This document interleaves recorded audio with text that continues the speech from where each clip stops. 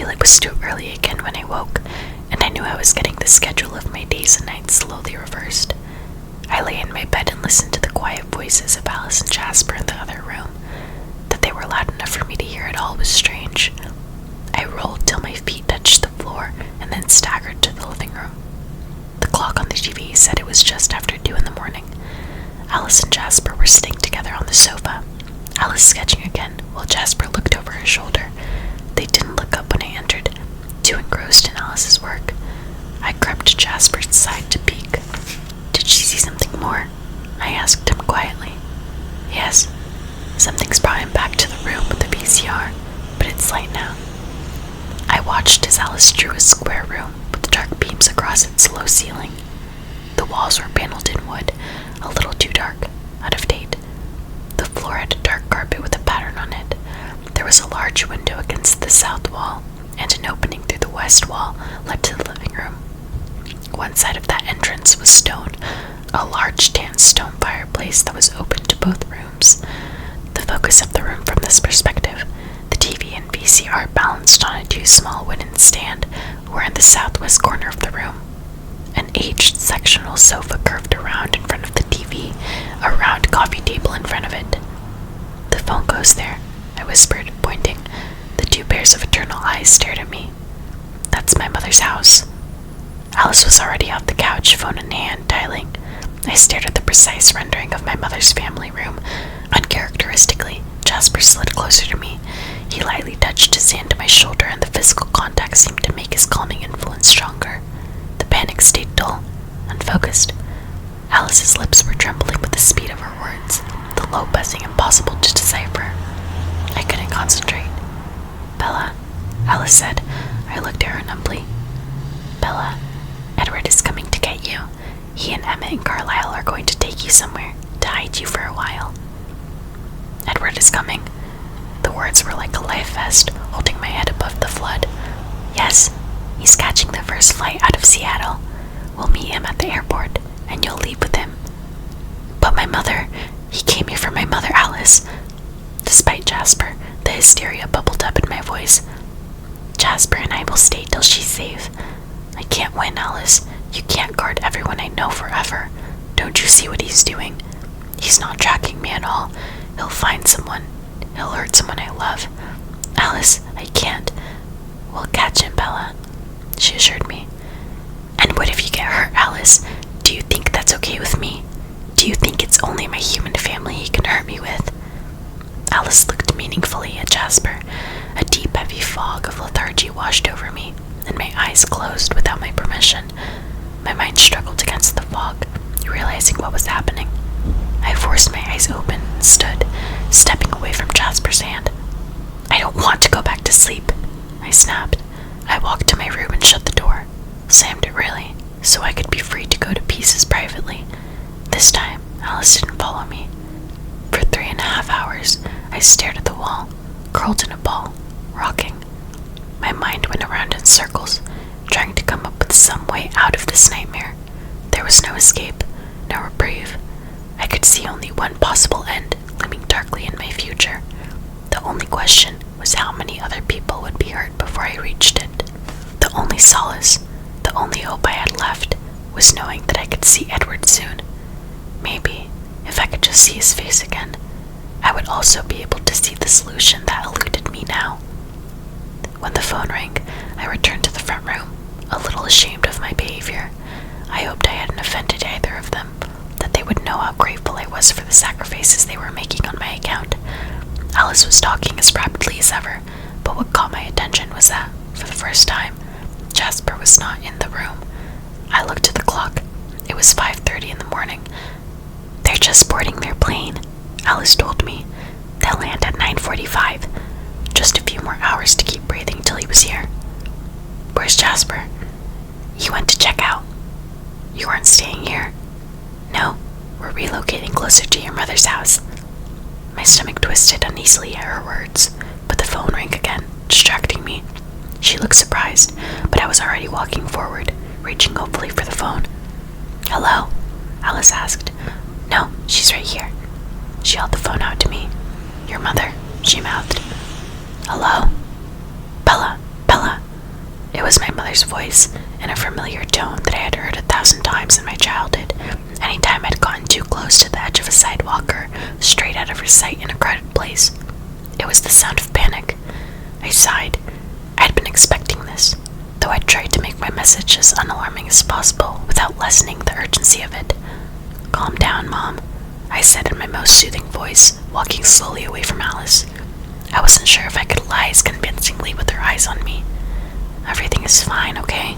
Just give me a minute and I'll explain everything. I promise." I paused, surprised that she hadn't interrupted me yet. "Mom, be very careful not to say anything until I tell you to." The voice I heard now was as unfamiliar as it was unexpected. It was a man's tenor voice, a very pleasant, generic voice, the kind of voice that you heard in the background of luxury commercials. He spoke very quickly. "Now, I don't need to hurt your mother, so please do exactly as I say, and she'll be fine." He paused for a minute while I listened in mute horror. "That's very good," he congratulated. "Now repeat after me. And do try to sound natural. Please say, 'No, Mom, stay where you are.' 'No, Mom, stay where you are.'" My voice was barely more than a whisper. I can see this is going to be difficult." The voice was amused, still light and friendly. "Why don't you walk into another room now, so your face doesn't ruin everything? There's no reason for your mother to suffer. As you're walking, please say, 'Mom, please listen to me.' Say it now." "Mom, please listen to me," my voice pleaded. I walked very slowly to the bedroom, feeling Alice's worried stare on my back. I shut the door behind me, trying to think clearly through the terror that gripped my brain. "There now, are you alone? Just answer yes or no." "Yes." "But they can still hear you, I'm sure." "Yes." "All right then," the agreeable voice continued. "Say, 'Mom, trust me.' 'Mom, trust me.'" This worked out rather better than I expected. I was prepared to wait, but your mother arrived ahead of schedule. It's easier this way, isn't it?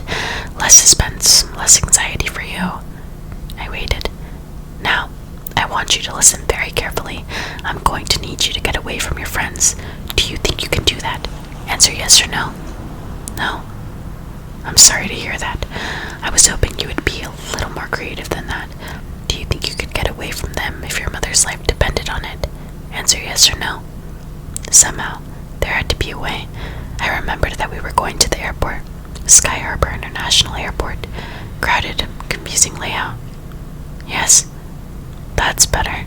I'm sure it won't be easy, but if I get the slightest hint that you have any company, well, that would be very bad for your mother," the friendly voice promised. "You must know enough about us now to realize how quickly I would know if you tried bringing anyone along with you, and how little time I would need to deal with your mother if that was the case. Do you understand? Answer yes or no." "Yes." My voice broke. "Very good, Bella. Now, this is what you have to do. I want you to go to your mother's house. Next to the phone, there will be a number. Call it, and I'll tell you where to go from there." I already knew where I would go, and where this would end, but I would follow his instructions exactly. "Can you do that? Answer yes or no." "Yes." "Before noon, please, Bella. I haven't got all day," he said politely. "Where's Phil?" I asked tersely. Be careful now, Bella. Wait until I ask you to speak, please."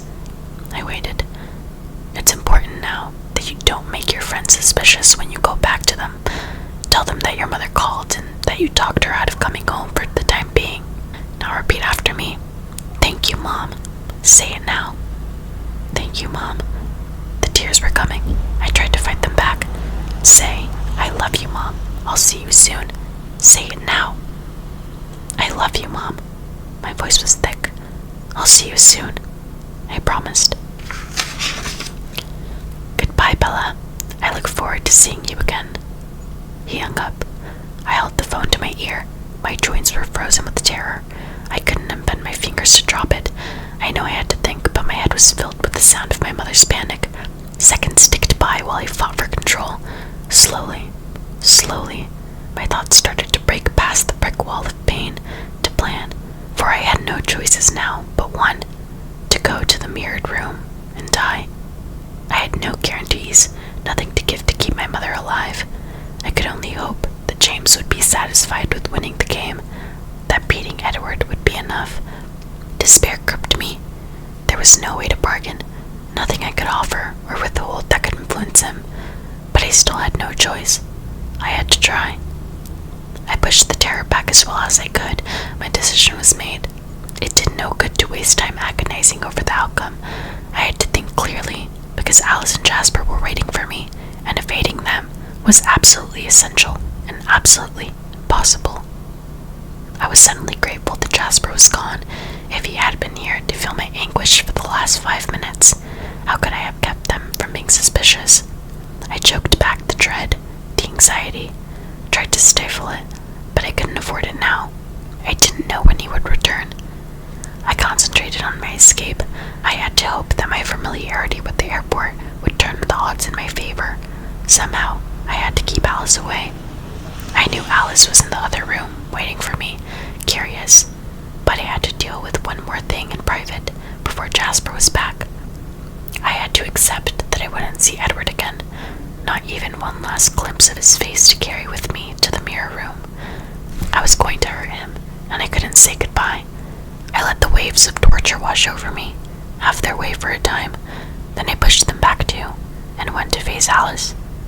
The only expression I could manage was a dull, dead look. I saw her alarm, and I didn't wait for her to ask. I had just one script, and I'd never manage improvisation now. My mother was worried. She wanted me to come home, but it's okay. I convinced her to stay away. My voice was lifeless. Well, make sure she's fine, Bella. Don't worry. I turned away. I couldn't let her see my face. My eye fell on a blank page of hotel stationery on the desk. I went to it slowly, a plan forming. There was an envelope there too. That was good. Alice, I asked slowly, without turning, keeping my voice level. If I read a letter from my mother, would you give it to her? Leave it at the house, I mean. Sure, Bella. Her voice was careful. She could see me coming apart at the seams. I had to keep my emotions under better control. I went into the bedroom again and knelt next to the little bedside table to write. Edward, I wrote. My hand was shaking. The letters were hardly legible. I love you. I am so sorry. He has my mom, and I have to try. I know it may not work. I am so very, very sorry. Don't be angry with Alice and Jasper. If I get away from them, it will be a miracle. Tell them thank you for me. Alice especially. Please. And please, please don't come after him. That's what he wants, I think. I can't bear it if anyone has to be hurt because of me, especially you. Please, this is the only thing I can ask you now. For me. I love you. Forgive me. Bella. I folded the letter carefully and sealed it in the envelope. Eventually you would find it. I only hoped you would understand and listen to me just this once. And then I carefully sealed away my heart.